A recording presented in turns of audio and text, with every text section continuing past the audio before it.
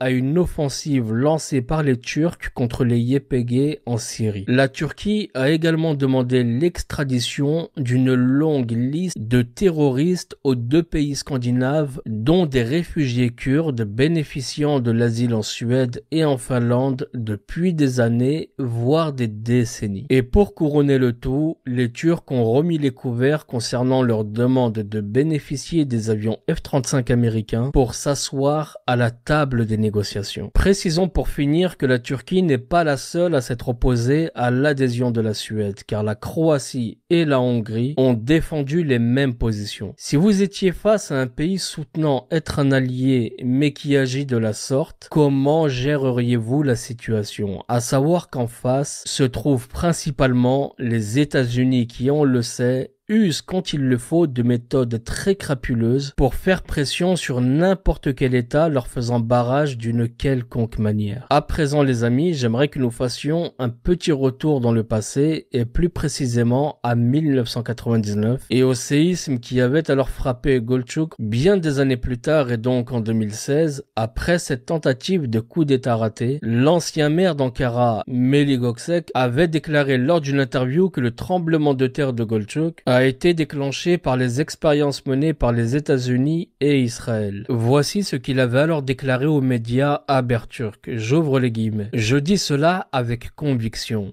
Un tremblement de terre peut arriver à Istanbul, surtout qu'il existe des études menées par certains pays. Il existe des machines qu'ils appellent Tesla, déclenchant l'énergie accumulée sur les lignes de faille, et sur ces lignes, il peuvent se trouver des accumulations de gaz qui peuvent déclencher ces tremblements. Le meilleur exemple est le tremblement de Golchuk. La Turquie a survécu à la tentative de coup d'État, et comme la Turquie ne peut plus être détruite par un coup d'État, ils tentent de nouvelles méthodes. Je lance un appel au gouvernement. Les navires de recherche sismique étrangers à Marmara, les navires des Américains et des Israéliens ne devraient pas errer dans cette zone. Et je referme les guillemets. Une déclaration on ne peut plus claire, vous en conviendrez mes amis. Maintenant que je vous ai cité toutes les raisons qui auraient pu pousser à un tel acte, pouvez-vous concevoir que ces événements soient déclenchés par la main de l'homme? Moi, je dis oui. Surtout que cette méthode HAARP est peu connue du grand public et serait dure à avaler quand bien même on en ferait un exposé dans des salles de conférence. Écoutez à présent ceci avant que l'on poursuive.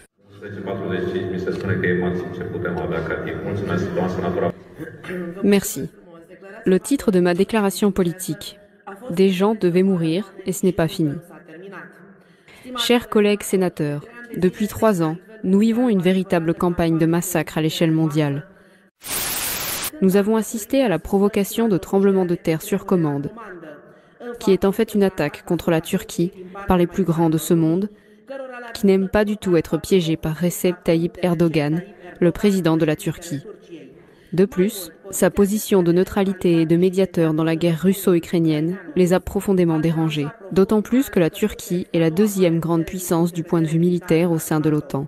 Sa position de bloquer l'adhésion de la Suède à l'OTAN, son discours à Davos, ainsi que le geste de partir en pleine conférence de presse, défiant Schwab, ne sont pas restés sans écho dans le monde froid des dirigeants du monde entier. Mais personne ne pensait que des gens devaient mourir. Autant de gens, et d'une manière aussi terrible. Et c'est un avertissement, car ce n'était pas la zone la plus peuplée de Turquie. 150 répliques d'un tremblement de terre dévastateur, le deuxième plus important que le premier, sans qu'il n'y ait eu de foyer, la zone étant stimulée artificiellement. Les armes géologiques existaient depuis très longtemps, étaient utilisées jusqu'à présent sans faire trop de victimes, probablement pour des expériences. Maintenant, elles ont été mises en pratique. Si nous regardons attentivement la carte de la Turquie, nous verrons qu'elle est sillonnée de gazoducs et d'oléoducs, ce qui est d'ailleurs l'un de leurs objectifs. Mais 10 secondes avant le soi-disant tremblement de terre, les Turcs ont fermé ces pipelines. De plus, 24 heures avant le tremblement de terre, 10 pays ont retiré leurs ambassadeurs de Turquie. 5 jours avant le séisme, le ministre roumain des Affaires étrangères a émis une contre-indication de voyage pour les citoyens roumains en Turquie, bien qu'il n'y ait aucun danger, comme l'ont fait d'autres pays. En tuant des gens, ils ont servi leurs intérêts. Les cartes diffusées sur toutes les chaînes de télévision montrent qu'il n'y avait pas d'épicentre, mais une ligne avec des milliers de séismes. Les services secrets turcs enquêtent sur une possible intervention criminelle. Lire une implication d'un autre État dans le déclenchement du premier tremblement de terre. Ce qui a suivi ensuite étant une réaction en chaîne après la déstabilisation des plaques tectoniques dans la région. Il est très clair que le président Erdogan a été puni pour son courage, sa dignité et son honneur et pour sa proximité avec la Fédération de Russie, qui était en fait une position de neutralité et de médiation pour la paix. Dis Siri, comment devenir libre financièrement? Arrête de manger McDo toutes les semaines et de passer des heures sur Netflix. Utilise ton temps et ton argent pour l'investir. Russie, qui était en fait une position de neutralité et de médiation pour la paix. À cause de vous, des gens sont morts et continuent de mourir. Vous avez tous les mains souillées du sang de millions de personnes tuées pour les intérêts de quelques fous qui veulent diriger le monde. Ok, ceci est une déclaration plutôt surprenante qui, vous l'avez entendu, pointe directement une intervention extérieure par l'intermédiaire de ARP. La technologie existe bel et bien. Elle est dirigée conjointement par l'aviation et la marine américaine à partir de Gokoma en Alaska. Des documents militaires américains laissent entendre que le programme a pour principal objectif d'exploiter l'ionosphère, donc la couche supérieure de l'atmosphère, aux fins du ministère de la Défense. Le programme constitue un système de puissantes antennes capables de créer des modifications locales contrôlées de l'ionosphère. Un scientifique du nom de Nicolas Begic, qui est engagé dans la campagne contre le programme ARP, décrit ce programme comme suit, j'ouvre les guillemets, une technologie surpuissante où des faisceaux d'ondes radioélectriques découpent des zones de l'ionosphère pour les chauffer. Les ondes électromagnétiques rebondissent alors sur la Terre et pénètrent tout ce qu'elles touchent, les vivants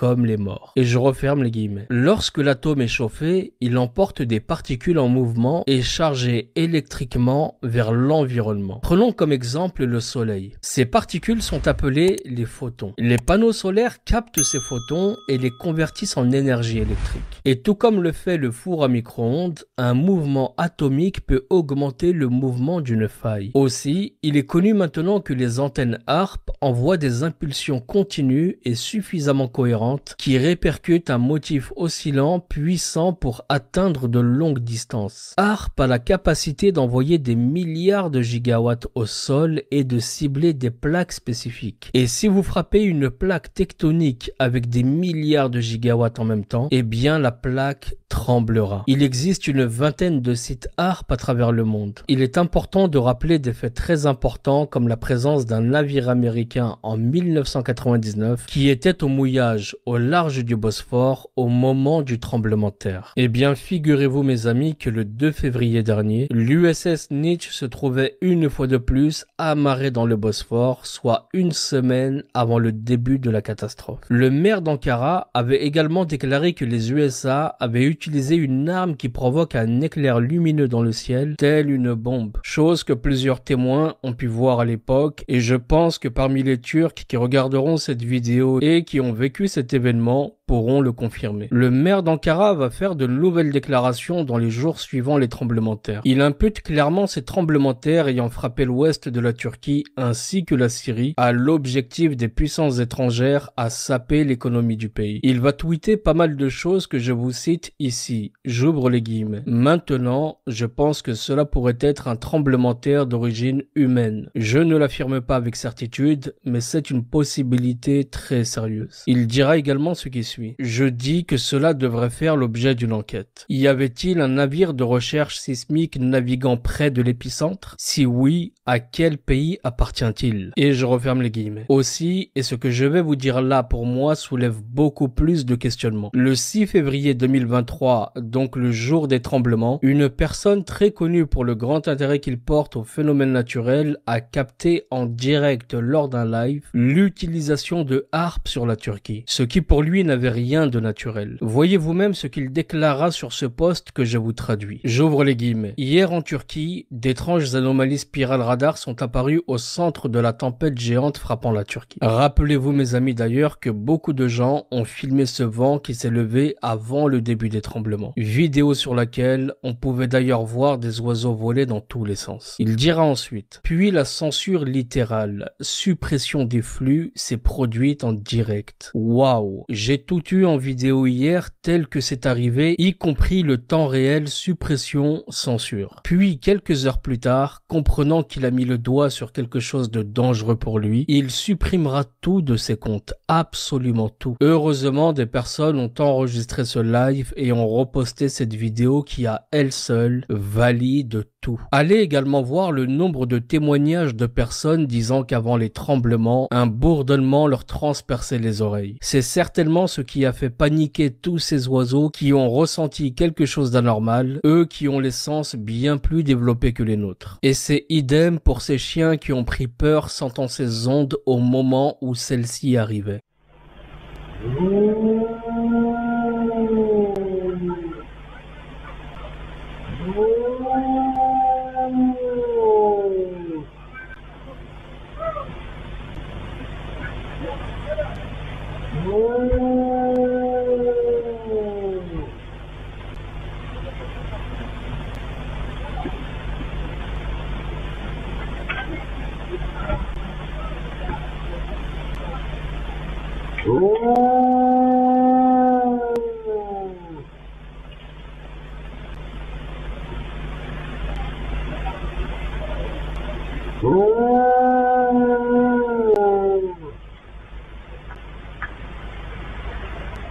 Je veux aussi vous rappeler un événement qui pour moi a été un déclencheur parmi d'autres. Il s'agit d'une déclaration faite par Erdogan en direction de la Grèce concernant le harcèlement subi par les avions turcs en mer Égée, ainsi que la violation de l'espace aérien turc par les avions grecs. Alors mes amis, depuis tout à l'heure je cite le nom d'Erdogan, mais sachez que je suis pro personne, ni un camp ni l'autre. Je suis là uniquement pour la vérité et rien d'autre. Donc le dimanche 28 août 2022, Erdogan a déclaré au ministre grec ce qui suit. J'ouvre les guillemets. Si vous allez trop loin, le prix à payer sera lourd. Et il ajouta ce qui suit. Votre occupation des îles de la mer Égée ne nous lie en rien. Le moment venu, nous ferons le nécessaire. Nous pouvons arriver subitement la nuit. Et je referme les guillemets. Cette formule a souvent été utilisée quand il parlait de lancer une opération en Syrie ou encore contre les Kurdes. Dans son discours, un autre élément a fait froid dans le dos des Grecs. La référence à l'histoire. En effet, Erdogan a déclaré ce qui suit. J'ouvre les guillemets. Grèce, regarde l'histoire, remonte le temps. Nous n'avons qu'une chose à dire. Souviens-toi d'Izmir. Et je referme les guillemets. Et mes amis, ce souvenir est un moment charnière dans l'histoire des deux pays car Izmir, qui à cette époque s'appelait Smyrne, a vu entre ses murs se produire une grande catastrophe pour les Grecs il y a exactement 100 ans. Du 13 au 17 septembre 1922. Un incendie de la ville après l'arrivée des troupes turques qui se solde par un massacre et par l'expulsion des populations grecques d'Asie mineure. Et pour les Grecs, ce souvenir est traumatisant et se transmet de génération en génération. C'est d'ailleurs de là que sera ratifié le fameux traité de Lausanne en 1923, menant à la proclamation de la République par Mustafa Kemal Atatürk. Mais les choses ne s'arrêtent pas là. Voyez ce qu'a répondu le ministre grec à Erdogan. Il va déclarer au mois de janvier dernier ce qui suit. J'ouvre les guillemets. Ceux qui se vantent d'être arrivés soudainement une nuit peuvent se réveiller avec l'amère vérité un matin. Et je referme les guillemets. Comment faire plus clair, mes amis? Les tremblements qui ont frappé en 99 comme ceux du 6 février dernier ont tous deux été déclenchés en pleine nuit, comme pour faire un maximum de dégâts au sein des populations. Et une chose sur laquelle je suis tombé et qui fait froid dans le dos, c'est ce clin d'œil envoyé aux Turcs sur le compte Twitter de l'OTAN quelques jours à peine avant les tremblements de terre. Une image montrant des chasseurs turcs survolant la mer avec ce commentaire semblant annoncer quelque chose. Et effectivement, à la fin de ce week-end, les tremblements frappaient la Turquie et la Syrie. Et là où on comprend que les menaces du ministre grec ont du sens, c'est quand on s'aperçoit que les États-Unis multiplient ces derniers jours les manœuvres militaires dans les îles grecques. J'ai surveillé ces jours-ci les rotations aériennes et j'ai pu voir beaucoup d'avions, des gros porteurs servant au transport de troupes et au transport de pièces d'artillerie, faire des rotations entre les États-Unis et les îles grecques. Des porte-avions sont également en Méditerranée, ce qui ne laisse rien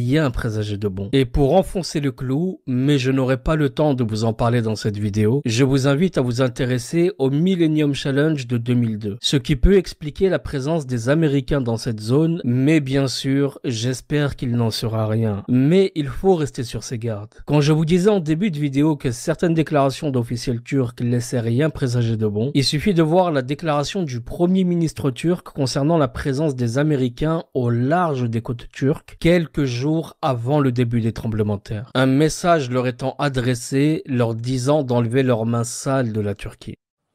Amerikan Büyükelçisi'ne buradan söylüyorum. Hangi gazetecilere yazı yazdırdığını biliyorum. Pis ellerini Türkiye'nin üzerinden çek. Neleri yaptırdığınızı, hangi adımları attırdığınızı, Türkiye'yi nasıl karıştırmak istediğinizi net bir şekilde biliyoruz. O pis ellerinizi, o maskeli, sırıtan yüzlerinizi Türkiye'nin üzerinden çekiniz. Bu kadar açık ve net.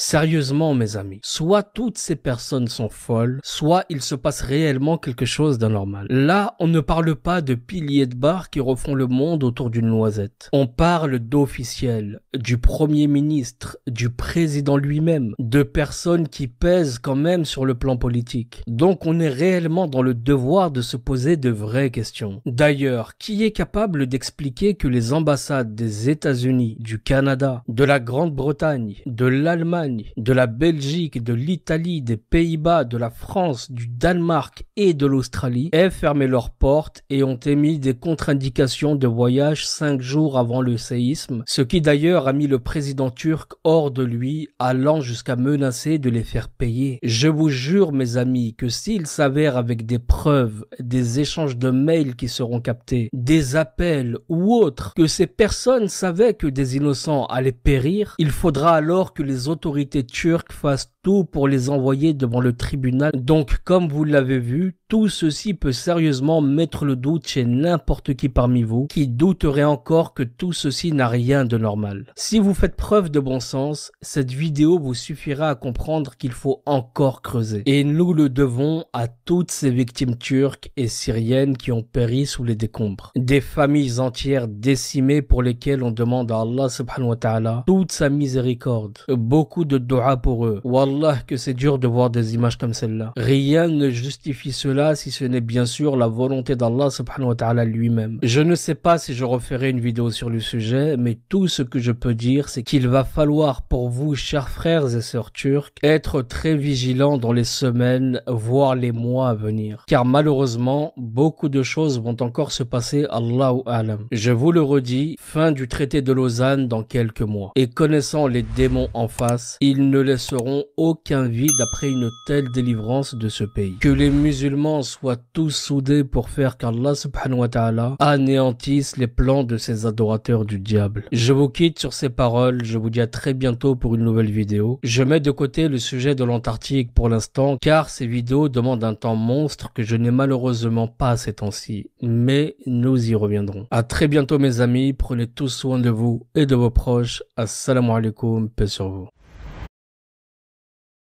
Dans les vallées et les forêts reculées, elle vivait en communion avec la nature dont elle connaissait les moindres secrets.